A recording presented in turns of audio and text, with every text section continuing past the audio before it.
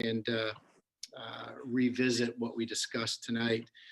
We'll go approximately a half an hour or so, and then we'll leave time for Q&A at the end. And again, we will provide written responses to the questions probably by the end of the day tomorrow. That is our goal.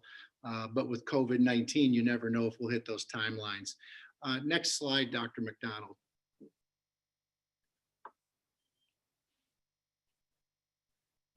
Well, obviously 2020 today, circumstances that we are living with, absolutely unprecedented. Hopefully that this truly is a once in a lifetime ordeal for all of us. Again, unprecedented, no playbook on how to handle what we're dealing with. Frustration. I think for most of us, just the lack of control that we have, because so much of this is out of our control, and the ability or lack of ability to change what's happening can become annoying. It's frightening. I could even say it's terrifying. It's, again, nothing that we've dealt with before. And we're all just flat out tired. We're exhausted. We're tired both mentally and physically. And I would argue that I would take tired physically over this tired mentally at any time. And the reason I share these words with you to describe what we're dealing with today, I just want us to all remember one thing. We're all doing just the best that we can. We're doing the best that we can as parents. We're doing the best that we can as educators. And there's no fault to that. We're just trying to deal with this unprecedented situation the best that we know how. And again, no fault to anybody for that. Whether we agree or we disagree, again, trying to do the best that we can. Next slide, Dr. McDonald. When we started this journey of returning to school after last spring, we committed early on in the process that we would review and continually review and examine the learning models, because we understood early on that this would be a year like no other. We committed to reviewing and examining our learning models, regardless if we are going to be a full remote district, a hybrid district, or embrace the full 5-day return model, that the decisions of this magnitude that are tied to emotion, because this is an emotional time and these are emotional decisions, and there is no simple playbook to follow. Making these decisions of this magnitude, we have to block out within reason a certain level of the emotion, and we absolutely have to block out the noise that's out there, because there is an awful lot of noise.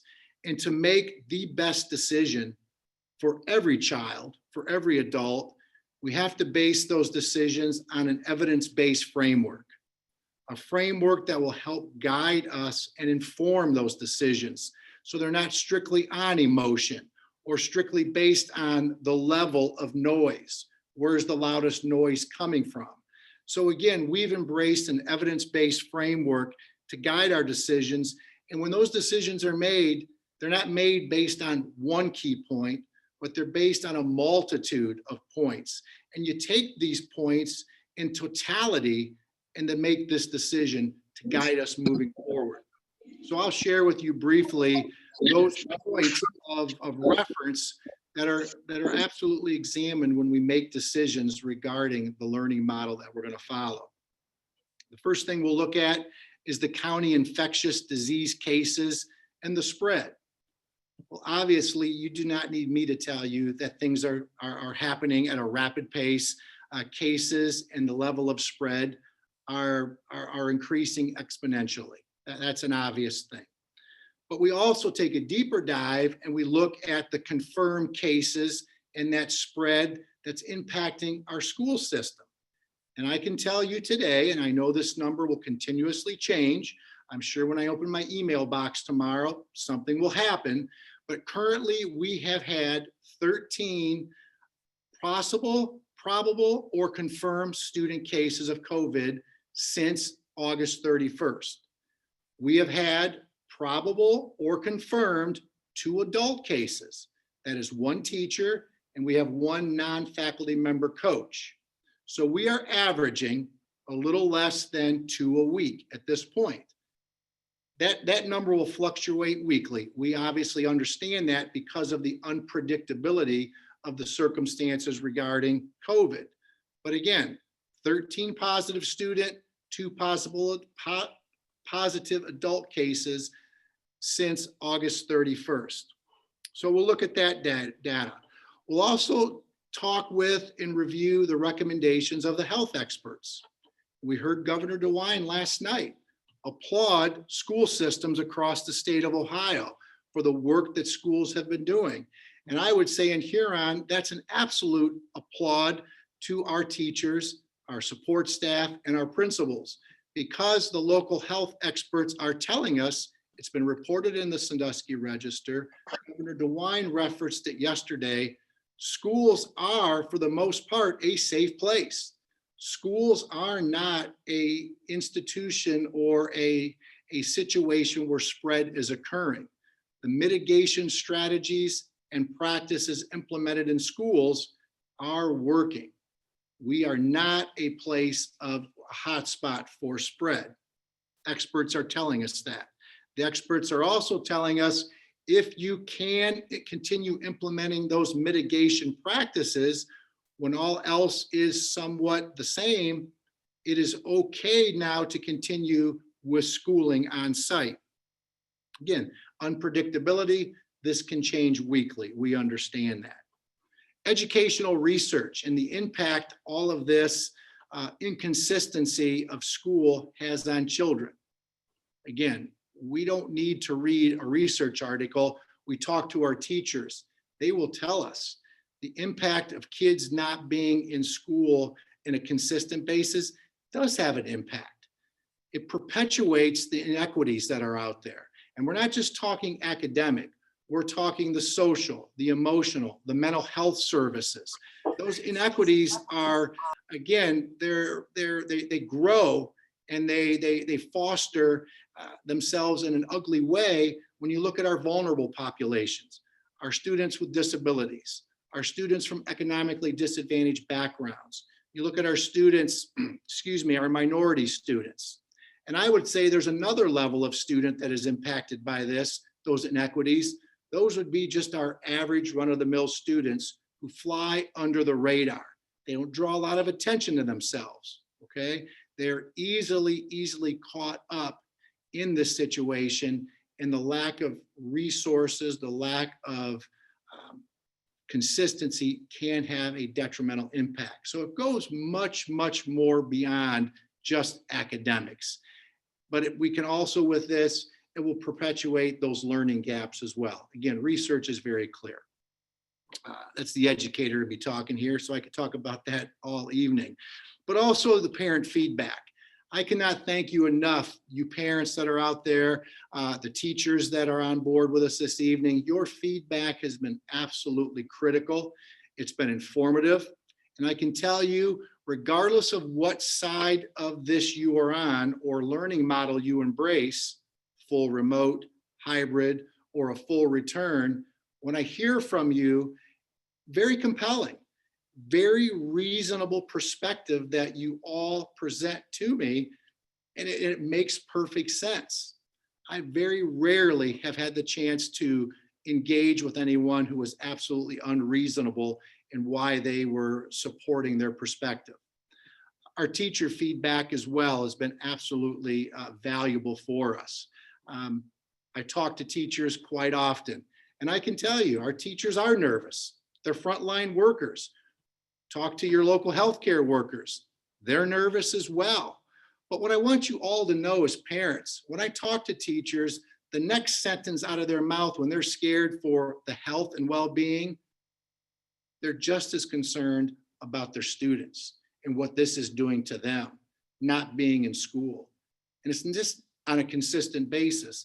And it's not just the academic piece. It is the social, emotional piece. It's the relationship piece. It's the isolation piece. That's what they're worried about, just as much as they are concerned about being in a classroom and the possible contamination. So that should put our heart, our nerves at rest, that our faculty and staff, they are really torn. They care. They want to see their kids. They know the impact it's having.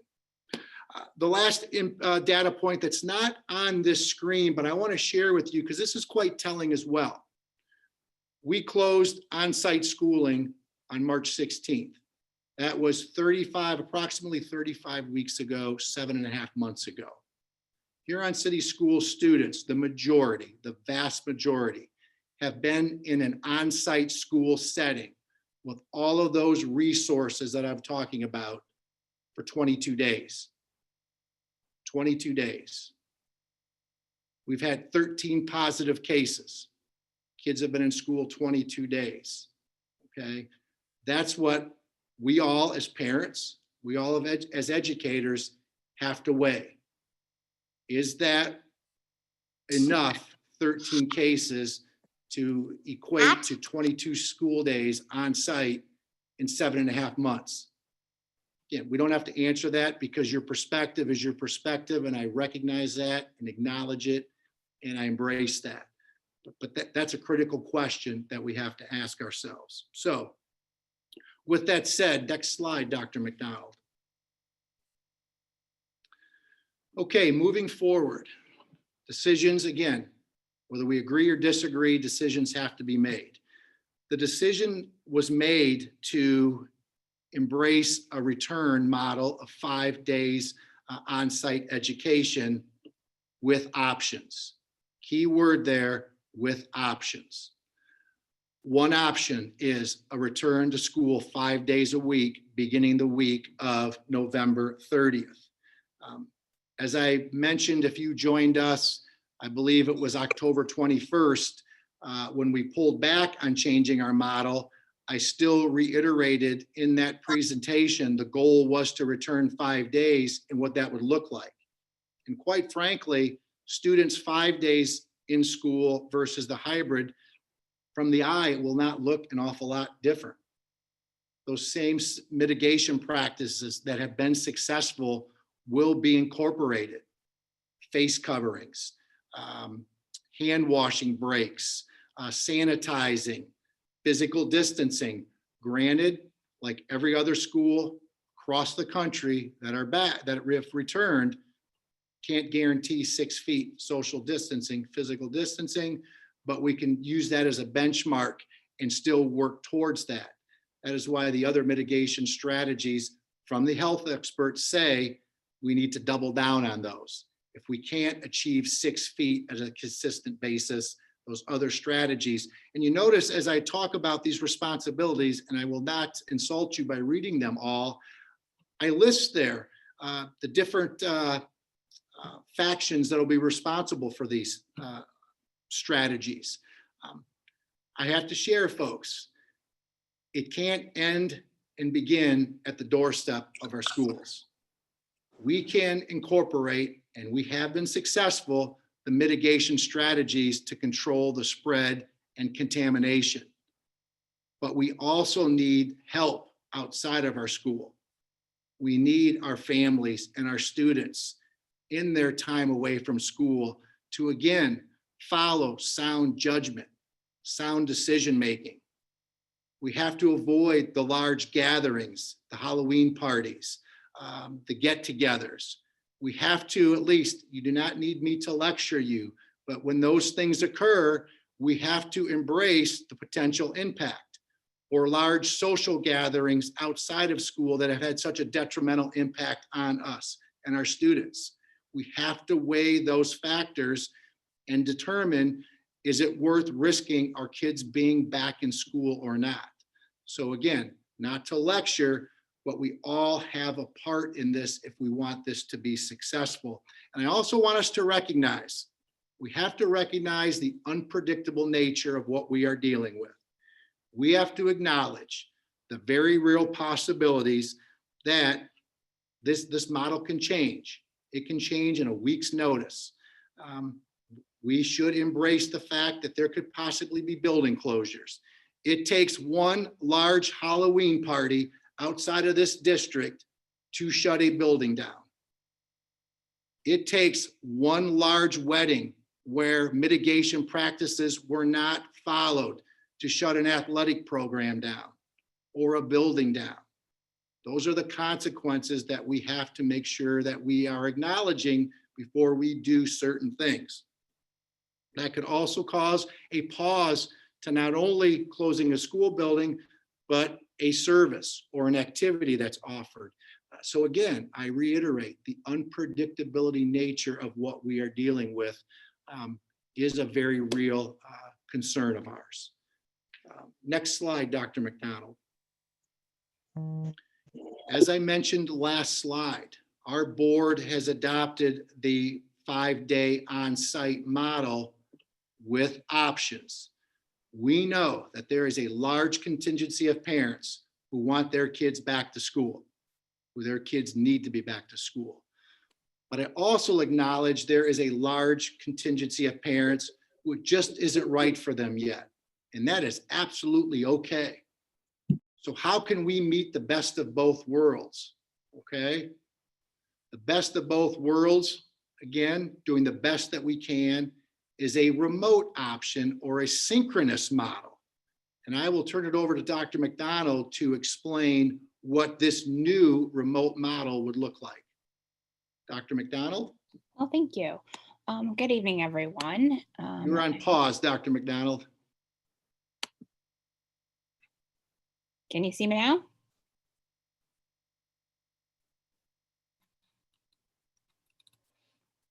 Okay. Are we good? Dr. McDonald, you're on pause. I'm turning it to you. Okay. So you're on mute. I'm sorry. Dr. McDonald, we can hear you. Okay, great. Thank you, Chuck. You're on mute. They can hear me, Denny.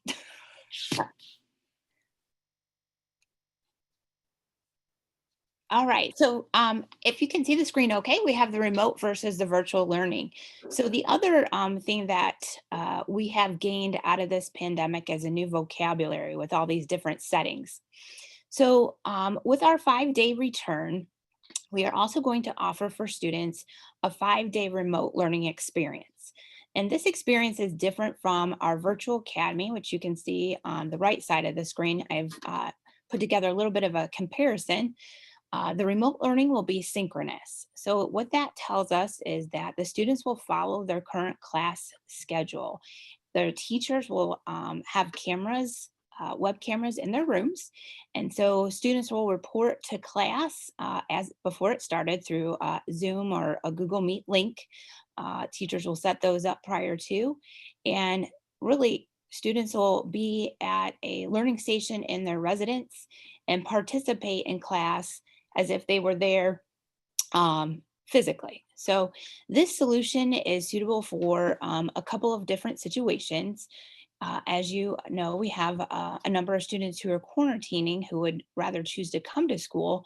This way they can stay up with what is going on in their classrooms and then can engage with their peers as well as their teachers. And then this would also be a setting that could work for students who have an illness that's not related to COVID, lasting 4 days or longer. So if your student would be one that is attending in person and they just come down with a cold, you look at the symptoms, you want to watch them, they would not need to remote in that day. They can still be sick.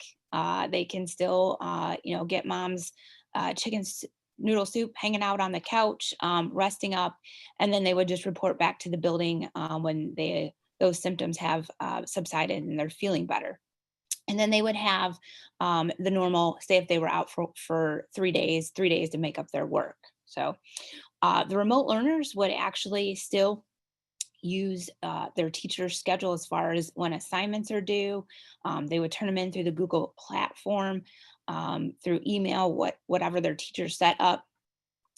Our remote learners would still follow the handbook. So attendance, tardies, the whole 9 yards. Also, too, they would need to practice classroom decorum while they are online and remoting in. So, appropriate dress, appropriate language use, those kind of things when they're interacting. And the thing about this is attendance is not flexible. So, if a family decides that their learners are going to be remote, they're remote every day. They would not report to the buildings on Monday and Tuesday, um, and then opt, to go remote the next day. It's an either or situation. For the families that need the asynchronous schedule, so this is our virtual academy. Families can still choose to do this option. They would not follow the in-person or the remote model. What they would do is still have the access to our school's PLP platform. It's still available 24/7.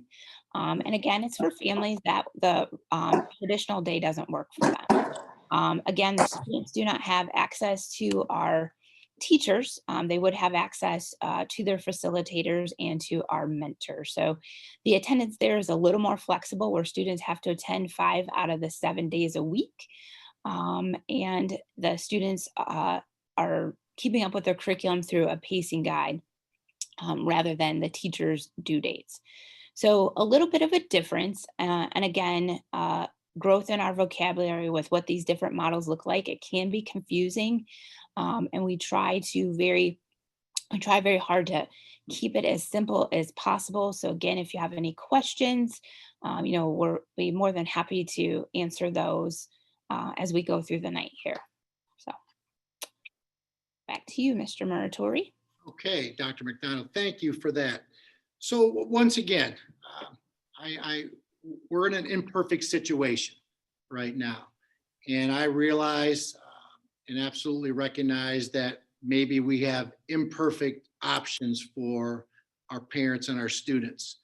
But again, doing the best that we can, trying to meet the very, very diverse needs and desires of our families. So again, our hope is one of these models will meet your needs, allowing us to bring students back, those that are ready for those parents, but also have an option for those parents who absolutely love their first class A1 Huron City Schools teacher, but aren't quite ready for the kids to be back in school yet for whatever reason. We hope that this option, the remote option, will meet your needs. And also for our non-traditional situations where the 8 to 3 school day just is not what's needed at this point, where the virtual academy can meet their needs. Again, imperfect situation, probably not the perfect solutions, but hopefully we're getting closer to that. So with that said, Dr. McDonald has placed the schedule on the screen for us, and I'll give us a rundown here. We will mail this out to our parents via final forms. We will also place it on our website as well. But the schedule as follows will look like this. All staff preparation, no students. This will be Monday, November 23rd.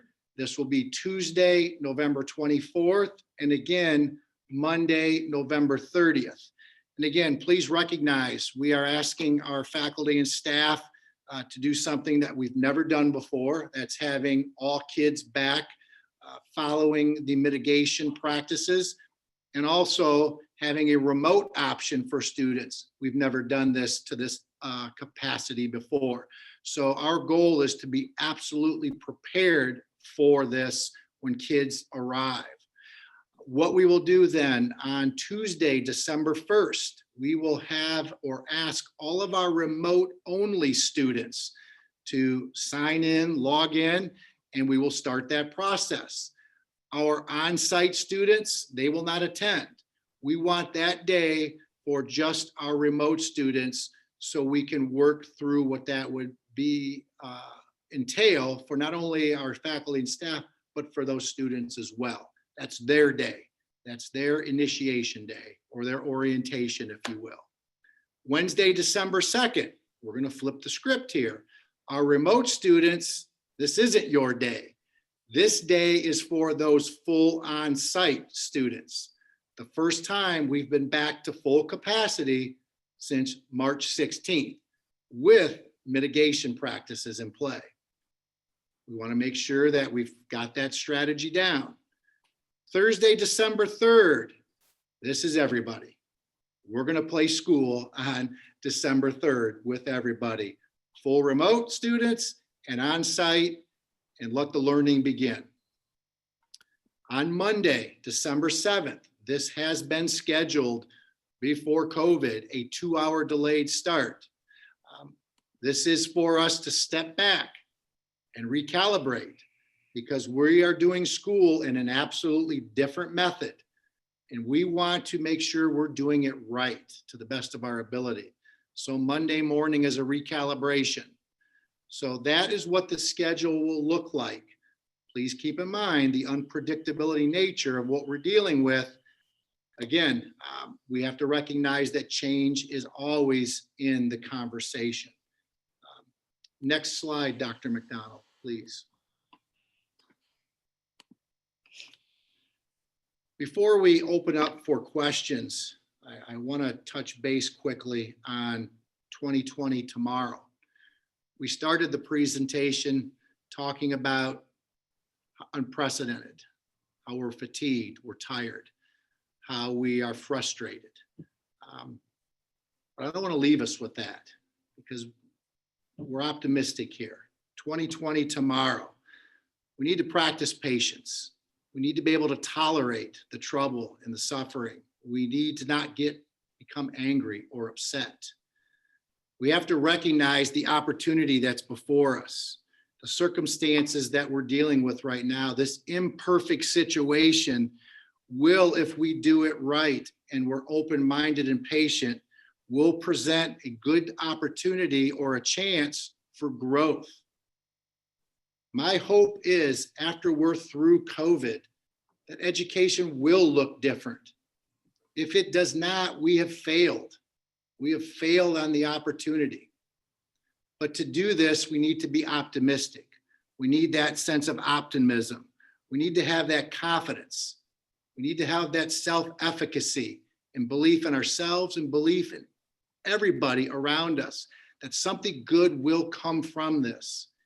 If we embrace these 3 simple terms, we have an opportunity to be so much better positioned for our students and as a community when we come through the other side of this situation. So I'll leave it with that.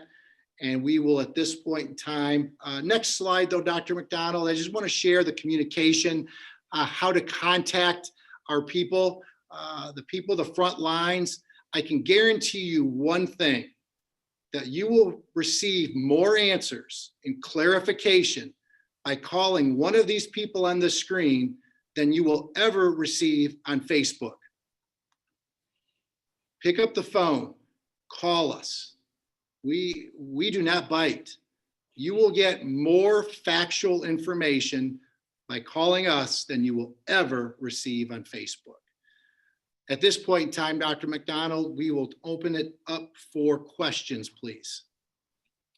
Okay, just to reiterate too, I know some people said they had a hard time seeing the screen. We will post this tomorrow, so be on the lookout for that link. So Denny, one of the first questions is the remote learning available for everyone or only for sick or quarantined students? That is the wonderful thing that we are going to do with our remote option. This is available to everyone. If you are a parent or a student and you're not comfortable coming back to school, call us. Or no, let me back up. Call your principal. The deadline to enroll in the remote option is Friday, November 20th. We need that information. So we're going to adjust schedules. We need to distribute technology. We need to contact you so you have the tools in ample time to participate. Long answer, but the answer is it's open to everyone. Okay, that actually takes care of the next question, just the process for selecting an option. Yes, you contact your building principal. Okay. We'll take it from there. Okay. Given all the overwhelming data that has indicated exponential spread of COVID and the fact our county went red today, Are you still committed to going back 5 days? And if so, why? Great question. As I mentioned back when we look at that evidence-based framework, we're looking at what's happening in Huron City Schools. What is happening? That number currently, and it could change, and unpredictable. My crystal ball does not see that far into the future. But currently, right now, we've had 13 positive or probable positive students. If that number continues to, and it's growing about approximately 2 a week. If we somewhat stay in that range, I feel that the risk is not there to take away the The education. only thing like this one, it doesn't.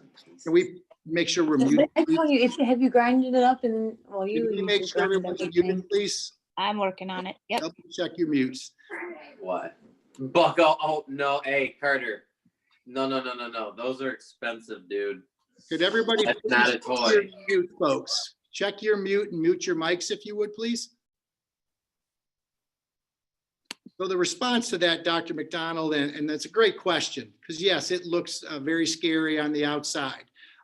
We'll watch that internal data. If we continue similar to the trend that we're having now, that means our mitigation strategies are working as they have been. Because again, to the best of our knowledge, not one case that we've had can be attributed to a school function or activity. If we can continue being successful mitigating the virus in school, we'll continue moving forward as planned. Okay, Denny, yesterday the board members and you talked about Perkins and St. Pete's to justify reopening 5 days. And this person is saying that the data was inaccurate, out of date. And what would be your response to that? And also, what additional mitigation strategies will be put in place with the 5-day plan? Very good. Again, I was on the phone today with Perkins superintendent, with the Edison superintendent, Monroeville superintendent. So again, if that person would like to call me directly, please do so. I would absolutely like to discuss the data with you, and certainly here, maybe you know something that I'm not aware of, and I absolutely respect that. But I would love to talk about that. Again, as we do with anything, of course, we look what our neighbors are doing, but we look at the data that's impacting us directly. What is happening in Huron City Schools? And I just reiterate, we've had 13 probable or confirmed cases of students, 2 with adults over the last 11 weeks. That states that our mitigation strategies are working. Again, that's a hats off to our teachers and our support staff. And also kudos to our parents. That means the message is loud and clear at home as well. And we'll continue to rely on that. They have been successful. And we'll continue with that. We'll push for it. We'll ask for our support of our families. And we're going to continue implementing those mitigation strategies. Okay, so Denny, classes that have previously allowed students to remove masks during seated instruction now have to enforce they have to enforce students wearing masks at all times. And then what does lunch look like now for students? Great question. When we're inside the 6 feet bubble, mask will have to be up. That's just what we have to do. As far as lunch, they'll be able to remove their masks for lunch. And obviously after completing eating their meals, masks will go back. We will have mask breaks. And that's very common right now. I give you an example. I was in Woodlands the other day and I was walking past the classroom, one of our 5th grade classrooms, and there was very limited number of students there, but I heard the teacher, which caught my attention. I had to go back and peek in. Teacher made the comment, "I'm at my desk now, so you may remove your masks." Very similar strategies to what we're doing now, folks. It will look very, very much the same. Okay. Denny, will remote students receive hard copies of worksheets and materials and supplies for experiments or projects? And then also too, can remote students still attend band in person? Absolutely. As far as having supplies, whatever supplies that the teacher needs to support the teaching and learning process to extenuate the curriculum, those supplies will be provided along with Chromebooks, as we've done with our virtual academy students. So we'll make sure the supplies are there. As far as extracurricular activities, in the remote option, you're a Huron City Schools student. You have access to all of the extracurriculars and co-curricular opportunities as a traditional on-site student. Okay. And another part to that question was, how will remote students be aware of meetings, academic challenge, if you will, student council, honor society, and those type of activities? Well, they'll be following their normal schedule. So they'll be engaged in the 6-hour-a-day classroom schedule. Certainly, we'll make sure things are posted on each individual building's website as well. And certainly, we will have Final Forms emails that go out to our parents, and we're always a phone call away as well. If internet issues cause an interruption in the streaming feed on either end, how will this instruction be made up? That's a great question. It could be an individual Zoom opportunity with a teacher.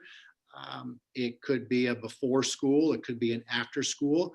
I think those individual makeup sessions, if you will be scheduled by the teacher on an as needed basis. Okay.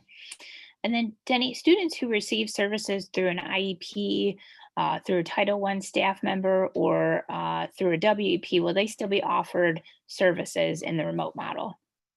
Absolutely. Dr. Charville, I know, or Mrs. Charville, I know she is working with the intervention specialist. It could be possibly pull-out sessions, self-contained or pull-outs to address the accommodations.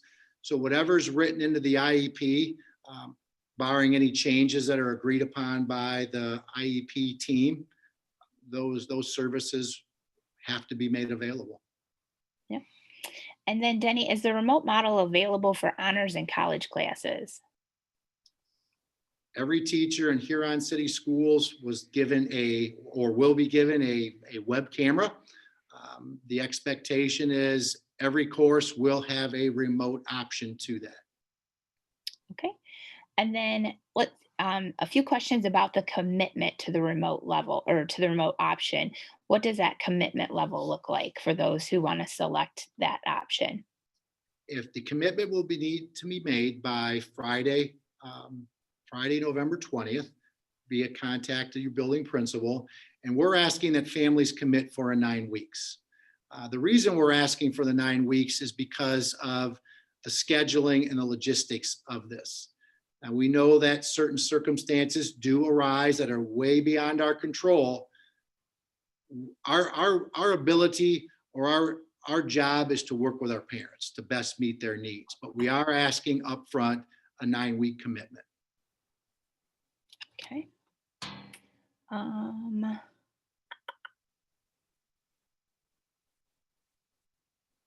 Teresa, I will be in contact. If you just leave me a number, I can help you out with that question with regards to HVA.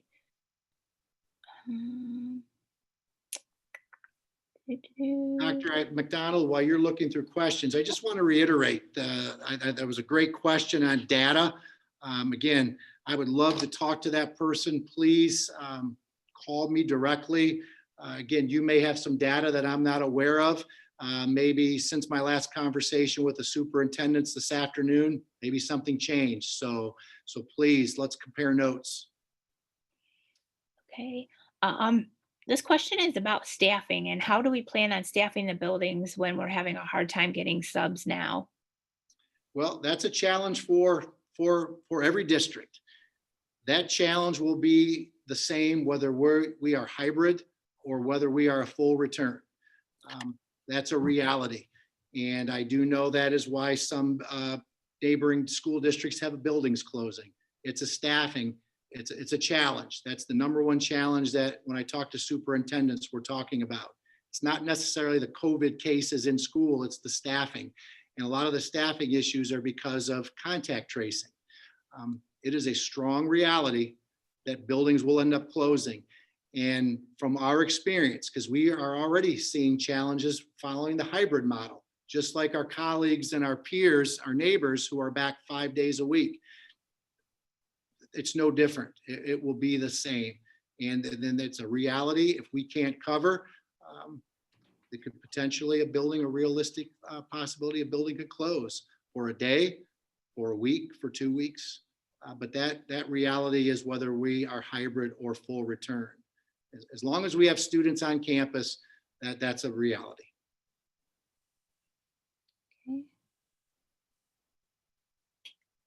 Okay, this is, yep. Just reiterating the question, gifted services will be available in grades 3 through 6. That is correct.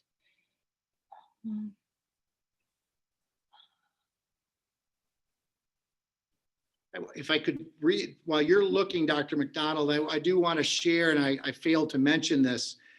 Again, I talk about the unpredictability of what we're dealing with. There could be a time, and this goes to the time a building is closed because of staffing, an outbreak, whether we're hybrid or 5 days back.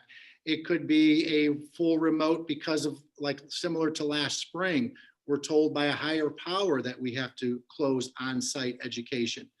This remote option, while we were pretty good doing remote last spring, we're a heck of a lot better positioned now to do that. So this remote option that we're offering will really cover several potential needs for us.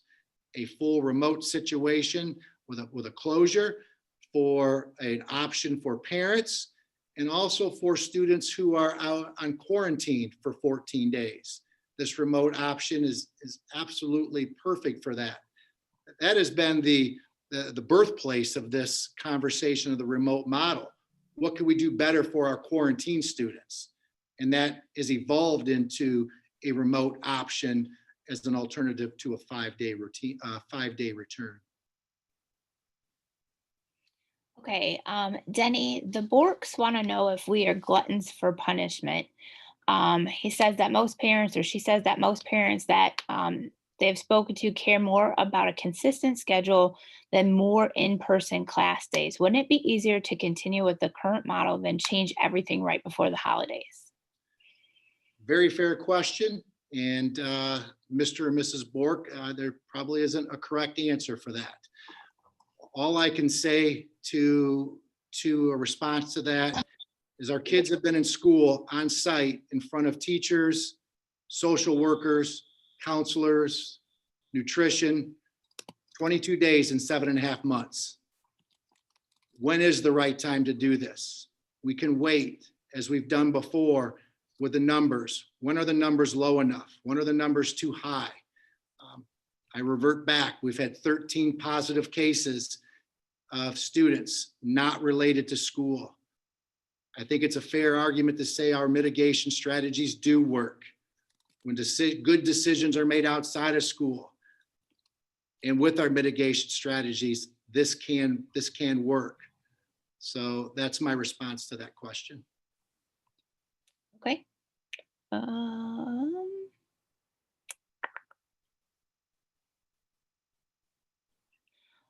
Will the HBA students be able to utilize the remote option for band so they do not need to return 5 days a week for more than just that short-term option?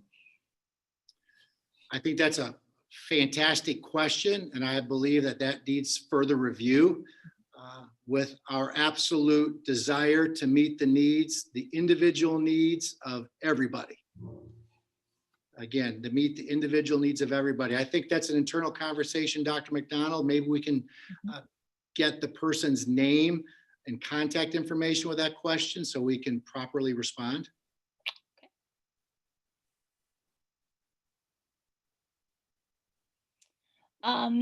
So Denny, here's the situation. And I don't know why that just went right across the screen. I apologize. So Denny, if I am I'm a student that attends in person, Yes. but I am sick for a few days. Okay. Can I remote in on those days and then return to school when I'm feeling better? That's a great question. And one of the things that we are are going to be hesitant and shy away from is students who are in and out.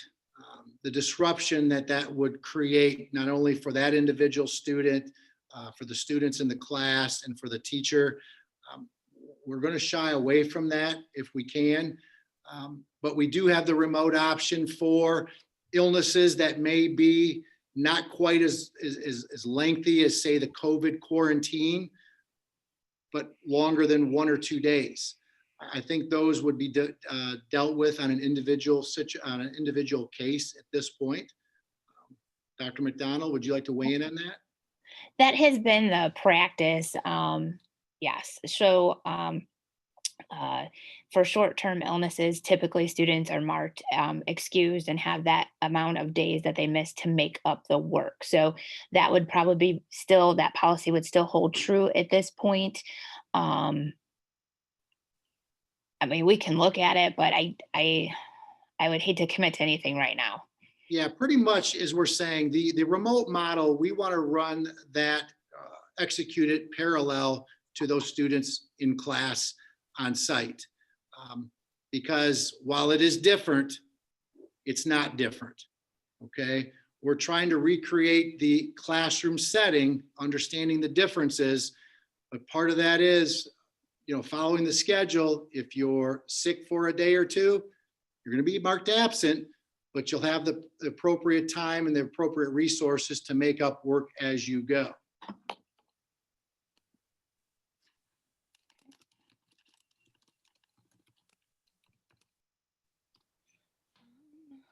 Okay. Great questions, by the way. Yeah, these are good. I'm making sure I get them read correctly so that they come across to you as they are intended. I absolutely appreciate the dialogue. Yeah. This is how we get better. This is how we grow. If the family would like to wait to full return until after the holidays, but not commit to 9 weeks, what are the thoughts on that? Again, a great question. As it stands right now, we are asking for that 9-week commitment, just because of the ripple effect, if you will, lack of a better term, of these decisions. These decisions impact student scheduling, because there was a great question before about physical distancing. What mitigation strategies will we do differently? Well, certainly, depending on the number of students who choose the remote option, that will better allow us to balance schedules and to balance classroom settings. And again, circling back to I'm kind of answering 2 questions. There was a question regarding what other mitigation strategies, which ties into the remote. We have some classrooms that are going to change physical location because of size. So if we have kids coming and going and we're moving classes to adjust size to accommodate larger sizes, you can imagine the disruption that would cause. So that's why we're politely asking for that 9-week commitment, understanding it's new. We have nothing to base, no experience to base this off of. So we're asking to kind of a shot in the dark, but I hope that you'll respect the reasons why we're asking that as well. Denny, I was looking for a question and I lost it, but it had to do with when you said scheduling. It had to do with would students receive or be moved around to a different teacher based on scheduling, depending on how many students are coming back or if they're remote. I'm just looking for it again to see if I can find the exact wording. I think from what it sounds like a good question. I think I may understand that. Sounds like if I have Mrs. G, I like Mrs. G. That's who my child really enjoys. Or if I have Mrs. Hardy, that's who my child enjoys. We don't want to create more disruption for our kids. Again, the whole reason why we're taking this bold move, if you will, is to create more consistency. Again, during an imperfect situation, we will do everything within reason to keep kids, especially our littles, with that teacher, with those peers. we'll do everything that we can. That is an absolute priority. But we have to recognize we're in an imperfect situation. We have multiple things that we're trying to manage. And the mitigation strategies are one of those things that we're trying to recognize. Okay, Denny, I think we've got them covered. I was just looking to group some of them that were similar. Oh, absolutely. Wonderful questions. And again, I encourage all of you folks, please call me directly. Call your principal, contact Dr. McDonald. This is the kind of dialogue that we absolutely appreciate. And this is how we get better. We learn so much from talking to you, our parents, from the end user experience of what we are doing, what we're trying to do. So this is absolutely beneficial to us moving forward. Okay, Denny, I got a couple more questions just popping in here. Sure. Can you speak to the Huron City School staff response to this change? Sure. We surveyed our faculty and staff a month ago when the discussion was, would you prefer returning full or staying hybrid? And as I said it before, our staff is concerned, as they should be. They're frontline folks, people. They're out there. They're working with the kids. They're in the classroom with our children. But as I said, they're absolutely torn as well. And I'm not speaking for everybody. The folks that I talk to and have quality conversation with, they're just as concerned about their children. But it's very reasonable, I think, to understand that they are concerned about this, as they should be. I think we all are. And then Denny, why are we choosing to come back 5 days right after Thanksgiving while people will be gathering with family? Why not, or why go back for a few weeks just to then be off for a few weeks for Christmas break? Why do you want to go back and increase our quarantine numbers right before a holiday? Wouldn't it be better to start 5 days in January? Again, great question. And not saying that's not a bad idea as well. I can't predict what the quarantine numbers will be. I don't have that ability. I just revert back, folks, nothing more, nothing less. 13 positive cases in 11 weeks, understanding that that number will continually grow. That's just the fact of reality. Children have not been in school on a consistent basis, having face-to-face access with their favorite teacher, with their counselor, with our mental health experts. 22 days in 7.5 months. I can't tell you when the right time is. All I know is they need to be back in front of those kids, in front of those adults. A month ago, was it the right time? Maybe, maybe not. Is it going to be 2 months from now? Maybe, maybe not. But we've been successful with our mitigation strategies. That's been proven. The numbers, you can't interpret the numbers any differently. It has been successful. So why not now? Okay, Denny, and then these last couple are questions and comments together, but you did not survey the staff before yesterday's meeting. And then to piggyback on that, the things that have changed in a month since they were last surveyed, have we talked to our folks lately? And then why did the HEA president not speak at the board meeting yesterday?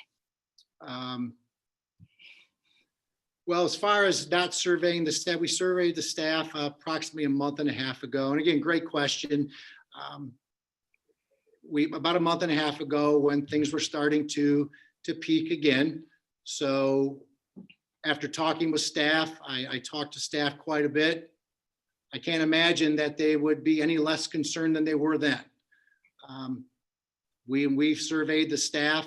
It was 40% preferred staying hybrid, 60%. This is all faculty and staff, by the way. 60% felt comfortable with a hybrid. 40%. Am I mixing these numbers up? It was 40-60 in favor of staying the course. One very valuable data point to consider. Then we had some qualitative discussions with our faculty and staff. And again, they're concerned. I can't imagine that the concern is any less than it was before. So we have an understanding of how our staff, faculty and staff feel. Our union president was at our Board of Education meeting. I don't want to speak for Mrs. James. Over the last 2.5 weeks, I believe, Dr. McDonald, we've met with our teacher leadership probably 3-4 times, had discussion. Absolute appreciate the collaboration. We're actually working on contract language for the return. So we are having valuable conversations with our union leadership, with our teacher representatives, and really appreciate that dialogue and the willingness to collaborate on an actual contractual language for the restart. And we're blessed in our district to have that collaboration. I talked to one of our neighboring districts just actually this afternoon, talking about numbers. And we're able to do some things that his district can't. And it's strictly because of the collaborative spirit of our teacher and our teacher leadership. So we're blessed with that. All right, Denny, it looks like things are slowing down on the screen. So, yep, I think we got them all. Couple follow-ups, so we'll make sure that happens, get some answers, get some contacts tomorrow. Absolutely. Again, folks, absolutely appreciate this dialogue. We committed again in July when we started the journey of creating a restart plan. One of our guiding principles was communication, consistent communication. And this is just one more avenue that we're trying to engage you and receive your feedback. Again, imperfect world, imperfect situation. Everybody's just doing their best that they can to serve all the kids. And at the end of the day, that's what we're about. So again, thank you, everybody. Do not hesitate to reach out to me directly. Always available, open door. Have a great holiday, everyone. Stay safe, stay healthy. Go Tigers.